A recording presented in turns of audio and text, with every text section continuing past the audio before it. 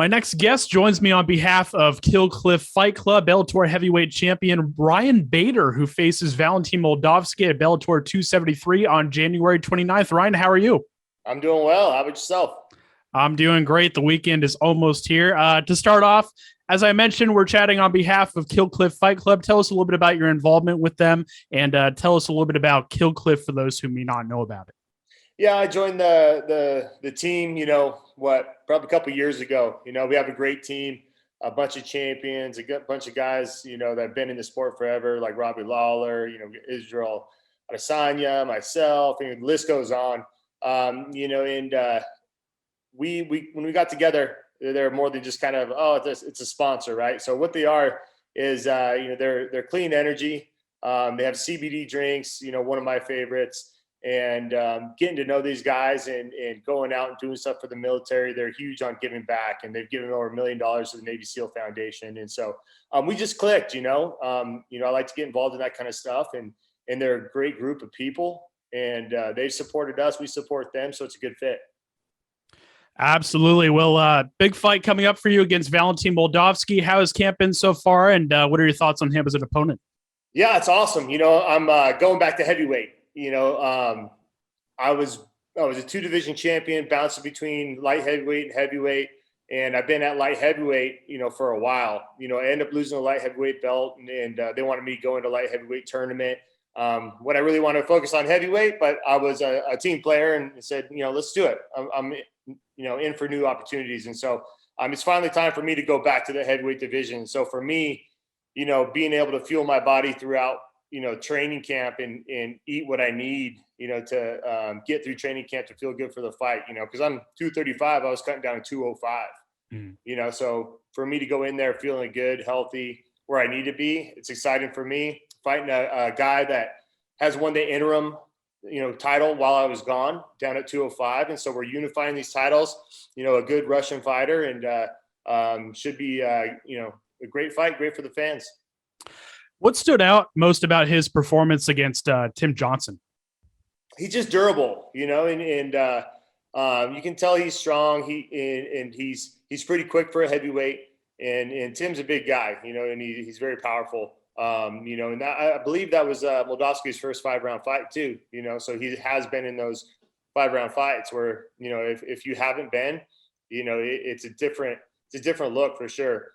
So he looked great. He did what he had to do, and won those little positions where they accumulated over the fight, and you end up winning the fight. Absolutely. What was your reaction to Fedor's return against Tim Johnson? Were you surprised by how good he looked after the long layoff? Yeah, Tim is a big guy, and he's unorthodox, right? And he throws punches from different angles. He'll blitz you, and I saw the highlights of that fight, and Fedor looks as fast as ever. And obviously he's always had power, right? And that's not something you really lose, but his speed really impressed me. He put a 3-punch combo, in a split second and knocked him out. And so I was very impressed by his fight. Absolutely. Another big thing happening in Bellator this year is the Bantamweight Grand Prix. How do you see that playing out?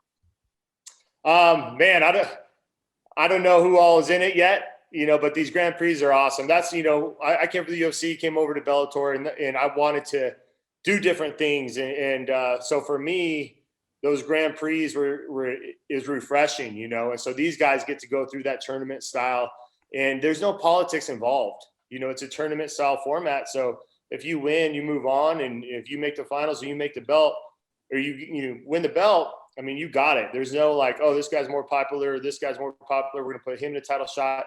It's all what you do there in the cage. And so I love these tournaments, and those bantamweights are going to have a good time. Absolutely. A guy that's making the move from light heavyweight to heavyweight, just like you did, is John Jones. He seems to be taking his time with getting his body right for the move up in weight. Looking back on when you made the move, how do you think he'll do at heavyweight in the UFC? John Jones will do well. He's definitely, he's a supreme athlete, and he's taking his time doing it right. The biggest thing for what I've seen for a lot of heavyweights is they're like, all right, I'm going heavyweight. And then they pack on all this weight, and they don't train at that weight for, any a long time at all. They're like, all right, here's a training camp. Let's put on 20 pounds of muscle or whatnot and go in there. And you're not used to fighting, carrying around that muscle. And a lot of them gas out, and they're not used to their new body. And so I think Jones will be used to his new body when he goes in there. I think he's like 250 or something now. And he's always going to be a problem, but I think he had size and everything on these 205ers. So that's kind of going to be negated. These heavyweights have power, they have size, and these new heavyweights coming up, are technical, so I'm very interested to see how he does at heavyweight. Absolutely. A big UFC fight going on this week. What are your thoughts on the UFC heavyweight title fight between Francis Ngannou and Cyril Gane? Man, that's one of those fights, with Ngannou in there, you never know. Right. He has one punch ability times a million, and so I think Gane's a more technical fighter, obviously, and if he goes in there with a good game plan, stays on the outside, he can definitely beat Ngannou. But it's just one of those things where for him, it's one punch. He has devastating power, and it's one of those coin flips. I like to lean more towards a more technical guy and Gane, and I think he'll pull out a win, if he stays smart. But like I said, one punch knockout power is, he has it. Definitely. What was it like when you first made the move to heavyweight? Was it a big adjustment for you? So when I went into that tournament, the first round of that Grand Prix, I fought King Mo, who was pretty much a light heavyweight, and so my real test was Matt Mitrione, a big guy, 255. He's fast, but overall he's just a big dude. And so at that point I was like, all right, I'm just as strong. I'm just as fast. I think my cardio is a lot better than a lot of these heavyweights. So that was a fight where I'm like, all right, I can come up to heavyweight and do this, because I always kind of played with it in my mind. How would I do at heavyweight? But that was kind of the turning point where I'm like, okay, I can be a good heavyweight. I can be the best heavyweight. Let's kind of pursue the heavyweight division.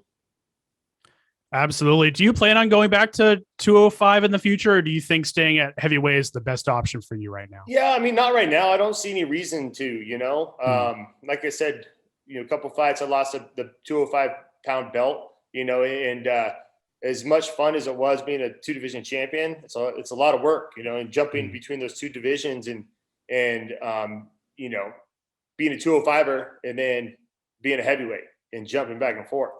It's not fun. And like I was saying earlier, you need time to get adjusted to your new body and this and that. If you put a lot of muscle on, or if you lose weight for that matter, and so, I don't see myself going back to 205 unless something really cool pops up, a cool opportunity, a good, a certain fight or whatnot. But as of right now, that kind of chapter is closed and I'm focused on the heavyweight division.